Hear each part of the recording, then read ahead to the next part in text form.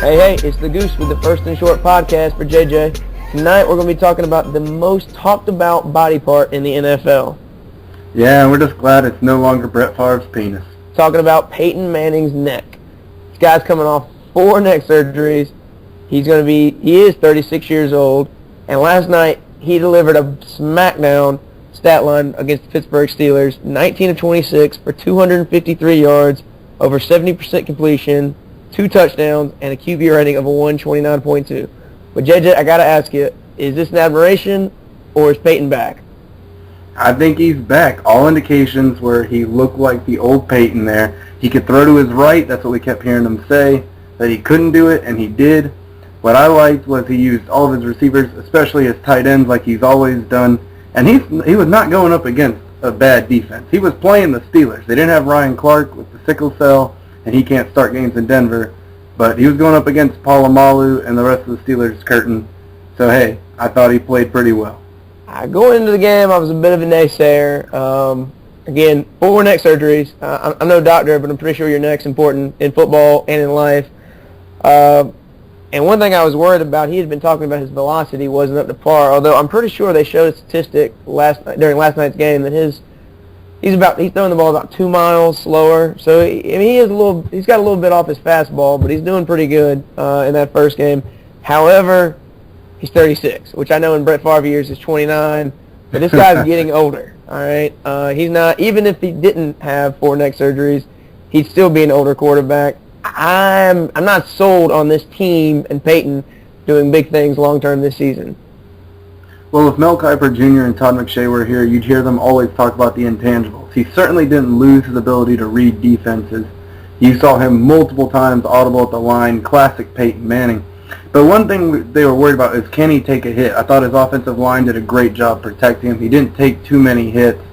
He certainly wasn't mobile. He wasn't running 30 yards down the field like Michael Vick. But he did a good job moving in the pocket, just like he always has. And the Broncos clearly weren't worried. They were sending their tight ends out in routes. So apparently everyone's confident that he can take a hit if the opportunity presented itself. Well, he took a few minor hits. He didn't get a shot to the face just yet. But no, I thought he did do well. What I liked in the second half, they went to a more fast-paced, no-huddle offense, which Peyton thrives in. I don't know why they had such a slow game plan going in. He certainly is more effective in that fast-paced, no-huddle, get to the line, make his reads, and run a play. For one game, you couldn't ask for any more of Peyton. He did everything you wanted to see him do. They won. But he's still got to compete with the Chargers in the division this year, and I think they're going to have a better season. And staying healthy for 16 games is not an easy task, again, especially for a quarterback who's older and does have injury issues. I mean, this guy hadn't played a football game in a year and a half. Yeah, and you talked about for one game it was all you can ask. Well, we're going to learn a lot more because he's going to be in prime time again. Next Monday, he's got to go to the Georgia Dome. So it's going to be his first road game with the Broncos. How will his teammates react to all his audibles at the line in the Dome? It's going to be loud, and that Falcons defense is no joke either. So we're going to have to see what he can do there. What I also liked is he was opening up lanes for McGahee and Moreno. They were able to run that ball. If they can run the ball with that team, he had Joseph Adai. He never really had a great running game in Indy, and he was still winning. So I think that's something that you really have to watch out for with this team if Moreno and McGahee can get going. Slow down, Cowboy. I know they didn't have much of a running game in the later part of his Colts years, but he did have this guy named Edgerrin James for quite a while. They were successful. They did have the edge. I overlooked that. My long-term memory, not great, but you're right. But also, he's just opening things up. And there's one play that I really liked in that game. Did you notice the refs? We had the replacement refs, and you could tell they were the replacement refs. They were not perfect by any sense of imagination. Did you see the one play where the refs were slow spotting the ball? The Broncos were set up, and he ran over to Jacob Tamme, who was out in the slot, told him the audible, walked back to the line of scrimmage, snapped the ball, then threw him the touchdown pass. Did you see that play?